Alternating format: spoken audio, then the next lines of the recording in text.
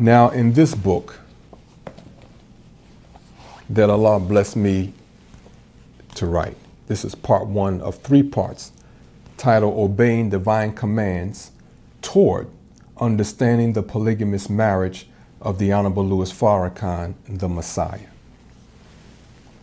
In this book, we raise questions regarding the Messiah's relationship to Allah. We use the title Messiah throughout the response to this question because the aim is for us to hone in on the function of the Messiah. But indeed, we're referring to the Honorable Louis Farrakhan. Now, one question in this book is this one. How does the Messiah know that the divine command to take a specific wife, or a specific woman as a wife is from Allah? How does Allah reveal this to his Messiah?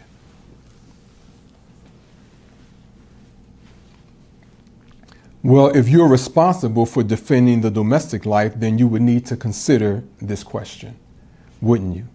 Again, if the Honorable Elijah Muhammad was ordered to take wives from Master Fard Muhammad and he's nowhere around, then wouldn't a hypocrite and a devil question that? How could he have been ordered from Master Fard Muhammad if Master Fard Muhammad is not physically in his presence? So again, that's a gateway for the synagogue of Satan to blast many people off their high horse who think they understand the domestic life.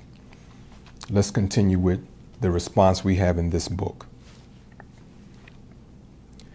The knowledge that a person has received a divine message or mandate from Allah rests with that person. Therefore, the Messiah comes to Allah and stands before him alone. No one can validate that relationship but Allah, which he does by bringing his Messiah into a greater knowledge of his assignment and into a greater understanding of their relationship.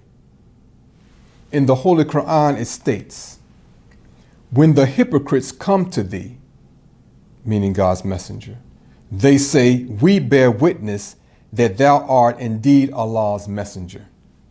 And Allah knows thou art indeed his messenger. And Allah bears witness that the hypocrites are surely liars. It also states in the Holy Quran, but Allah bears witness by that which he has revealed to thee, that he has revealed it with his knowledge. And the angels also bear witness. And Allah is sufficient as a witness. Now, Allah brings the Messiah through an arduous journey marked by self-discovery, self-realization, and self-acceptance. These processes are evolutionary. However, Allah brings him to the point where he is able to accept everything associated or involved with his divine mission. Well, where were the believers in the Messiah during the early stages of his mission? That's a good question. They were not yet formed. I don't think anybody can argue with that. Allah, through the work of the Messiah, brings forth those destined to believe in him. What does this mean? It means that the Messiah's divine commission is not affirmed, confirmed, or sanctioned by those who believe in him. Belief in Allah's Messiah and belief in Allah is to each of our benefits. The Messiah is beyond them at all times because his divine commission preceded their acceptance of him.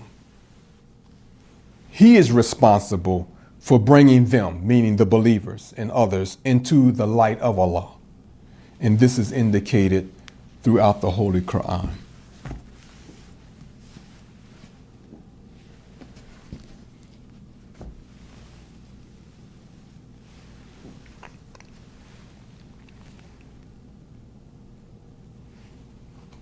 The transformation of the lives of people from disbelief to belief and from ignorance to enlightenment through the Messiah's work makes them witness bearers of his work in divinity. At least it should. The Messiah understands how Allah manifests what he desires him to do. He has grown to recognize and interpret Allah's will in ways that most people cannot fathom. He is one, meaning the Messiah, with Allah in the truest sense of this concept.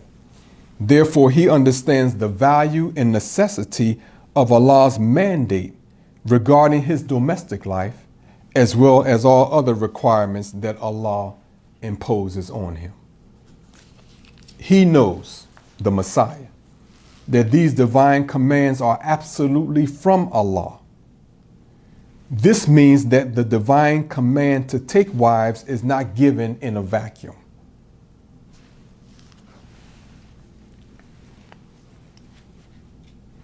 Not only has Allah developed the Messiah's mind to know when he is communicating with him, but also the Messiah is deeply affected by the internal or mental force or pressure associated with the divine directives given to him. Again, we have heard from the Honorable Louis Farrakhan that in a private set with the Honorable Elijah Muhammad, the Honorable Elijah Muhammad said Allah forced him to take wives or a specific wife. Well, this goes into how Allah forces a man. The Messiah's overall desire to please Allah, combined with this internal force, fixes him, thereby ensuring that the divine commands are executed despite the difficulties associated with these mandates.